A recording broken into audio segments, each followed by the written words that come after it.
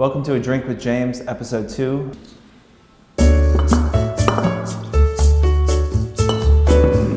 My name is James Nord, your host, and I am the founder and CEO of FourCard. Last week we put this out, people went crazy, you guys loved it, which is like kind of surprising, but it's really encouraging. People want to know more about this stuff, so I'm going to continue to drink whiskey and answer your questions. Keep sending them in. Tell me things you want to hear more of, what do you want to hear less of, ask whatever question you have. You'll get your answers whether they're right or not.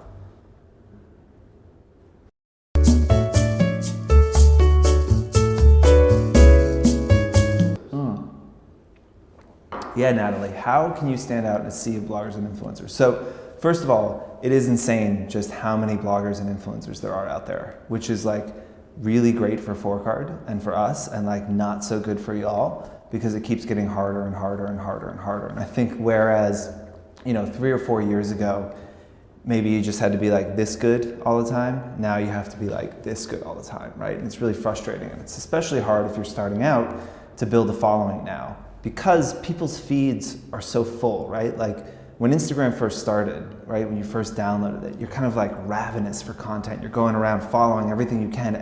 You see one good photo from someone, you follow them right away, right? That's not really the case now.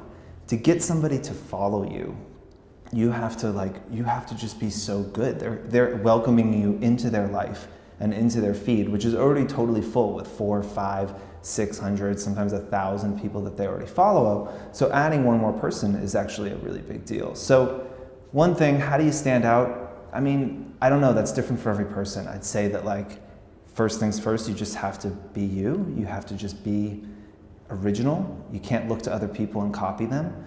Certainly you can kind of look at other influencers who are really successful, take what they do and interpret it through your eye. But you really have to try and be an individual, and you have to try and have a unique point of view. Another thing I would say is that, feed consistency is important if you're trying to grow your following, because when somebody clicks on your name, let's say a brand tags you, right? You do some sponsored post, or they want to regram something that you've done, they click on your name, they go to your feed, that's a landing page, right? Your feed is a landing page that needs to convert them from that initial click where they say, I'm interested, who is this person? To then going in and looking at 3 or 4 photos and then following you, right? So that first photo that they see of you, the first time they see you mentioned on someone else's account, they're probably not going to just blindly follow you, because again, this isn't 2012. These things are a little bit harder to get. So you need to get them to go onto your feed. Your feed needs to look consistent, it needs to look beautiful, it needs to look a little bit different perhaps, have the same kind of colors, the same kind of styles, tones, contrast, all of that is important. And then they're going to open up a couple photos, and they're quickly going to decide, do I want to follow this person or do I not want to follow this person? So consistency, point of view, really important. That would be my advice.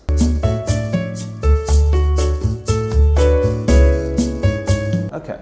Yeah, Nicole, how do you pitch brands if you have a smaller following? First things first. Drinking the cheap stuff today. This is Bullet. So how do you pitch brands if you have a smaller following? So I think, Nicole, you had said something around 5,000, right? And it's tough because,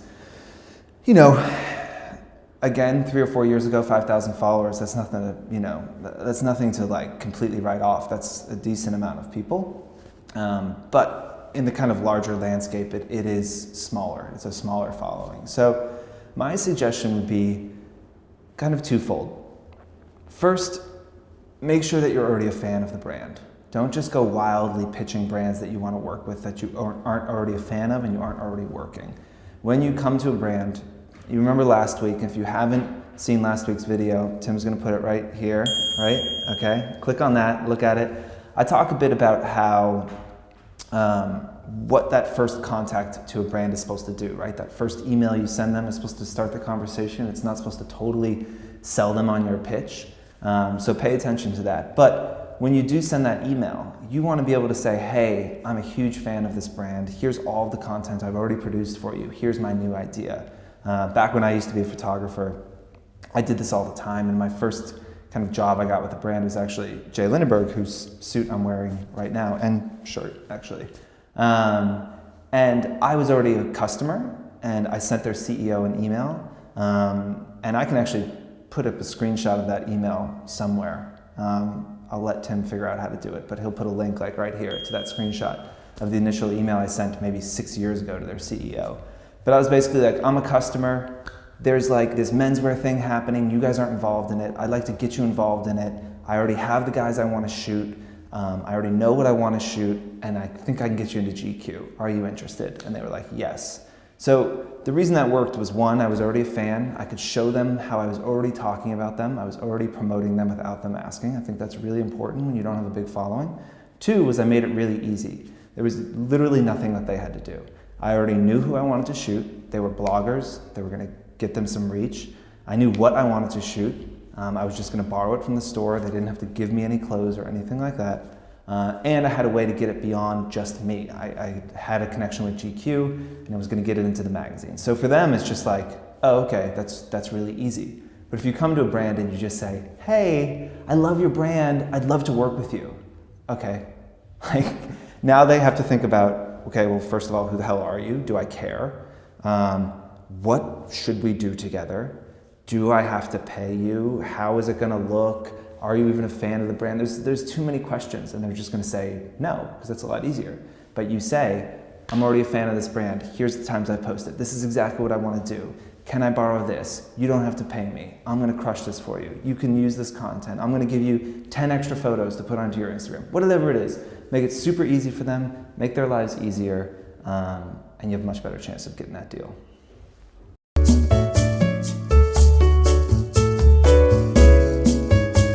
Jess, we don't have your last name, but thanks for the question. What do I not do when it comes to social platforms? So, first of all, don't buy your followers. Like, 4Card, we can tell when you're buying your followers. So like, you're gonna get caught, and then it's gonna get awkward because we're gonna have to like not have you on the platform. It's not worth it, right? Like, if your following goes up and your engagement doesn't go up, like people are gonna notice, right? It's like having a Ferrari and living in a trailer. Like it doesn't really work. The Ferrari's not doing anything for you. So that's one thing you absolutely should not do. The other thing is kind of what I spoke to in the first question, which is copying other people. I was at some point thought like, oh, I should like grow my Instagram following. I spent like 2 weeks on it, it didn't work, so I just quit. But that's why you guys are professionals and I do this. But, you know, I was doing it and I went out and I was like, okay, cool, I need a Brooklyn Bridge photo and I need a photo of the city like this and I need this photo and I need this photo. And there's all these kind of like Instagram-y photos. I was trying to be more of like an Instagram photographer, less of like a menswear guy. But this happens in every space, right? If you were just gonna be a personal style blogger, a food blogger, whatever it is, there's like classic shots that everybody takes. And then you try and copy those shots, right? But the thing is, the people who you're copying are better at it than you are, because like for them, that's just natural, that's what they do, that's what they're really good at. So you're trying to copy someone and you do a worse job of it, and then you're surprised when it doesn't work. You see how like it doesn't make sense. So like, again, the only thing you can do is be you, be yourself. That's literally the thing in the world that you can do and be best at, right? Is be yourself. So going around and copying other people, it's not gonna work. It feels easy, it feels like what you should do. But you know, if Pink Peonies or Gal Meets Glam takes a certain type of photo that's really beautiful and like does really well, it doesn't mean that you can. It doesn't mean that it makes sense for you to do that. So make sure it makes sense for you, make sure it feels authentic, and make sure you're being yourself. All right, so that's it. 3 questions, we're done. I gotta finish this whiskey real quick. So, you have questions you need asked. Oh God. If you have questions you need asked, you use this hashtag, DrinkWithJames, put it on Twitter, put it on Instagram, Facebook. Don't email me, I get enough emails. I love you guys, but like I'm not super interested in getting emails about this, so just like, DrinkWithJames, hashtag on Twitter, Facebook, Instagram. I'll answer the questions. I'll keep drinking. If you have a whiskey suggestion, send that in to me as well. I'm down to try anything that's whiskey. I'm not drinking rum or gin. I'm not a total masochist. So thank you guys. Much love. I'm out.